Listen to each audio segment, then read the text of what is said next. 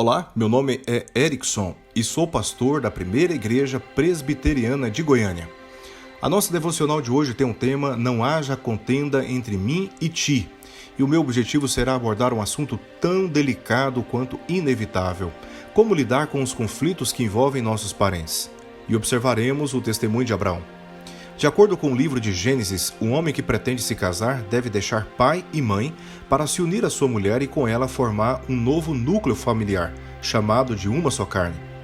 Como percebemos, essa formação envolve basicamente duas transições: dos filhos quando deixam seus pais e dos pais quando se despedem deles em seus casamentos.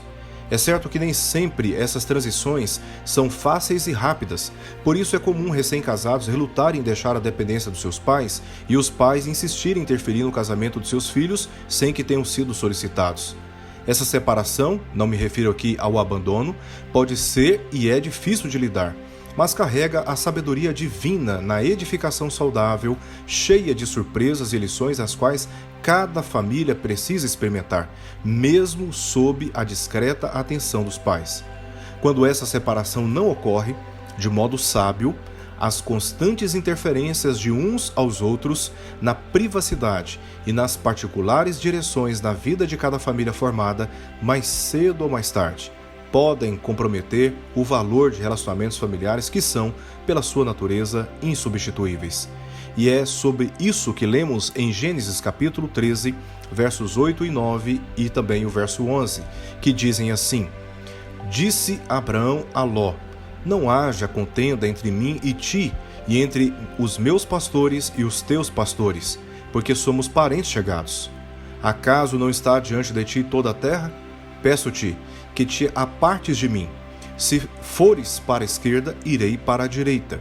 Se fores para a direita, irei para a esquerda.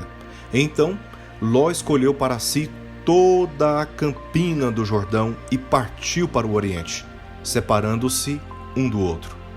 O capítulo 13 de Gênesis destaca o tema da separação, de Abraão do Egito, versos 1 ao verso 4, e também de Abraão do seu sobrinho, versos 5 ao verso 18.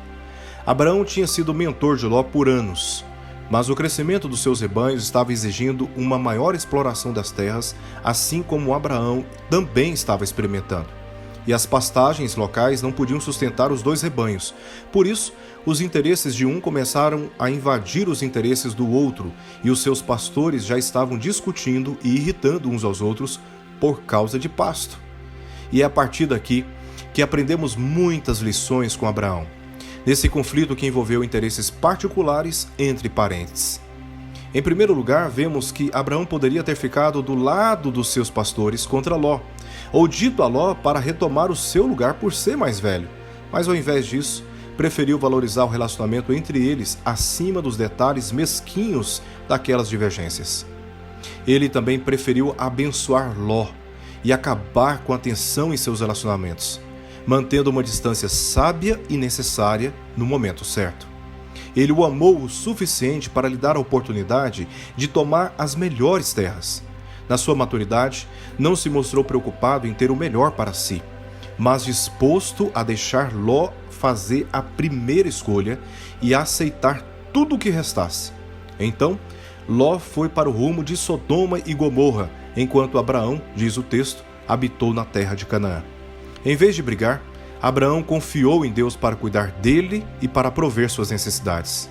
Para Abraão, mesmo que isso representasse prejuízo material, estava confiante no lucro de manter seu amor por ele, e isso é tão verdade que em Gênesis capítulo 18, quando Deus prometeu destruir as cidades de Sodoma e Gomorra, Abraão intercedeu pelos justos e Ló e sua família foram livrados, segundo lemos em Gênesis capítulo 19.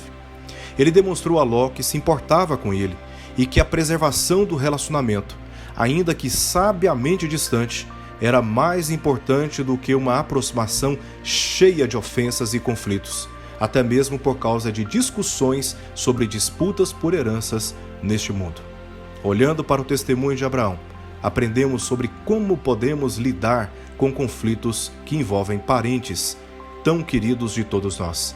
Que Deus nos abençoe segundo aquilo que está na sua palavra e que assim sejamos sábios na administração dos nossos relacionamentos. Vamos orar. Pai querido, nós te agradecemos mais uma vez pela tua palavra e pela sabedoria que ela nos comunica.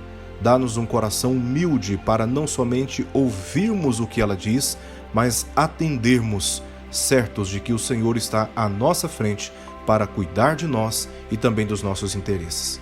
Oramos por isso, em nome de Jesus. Amém.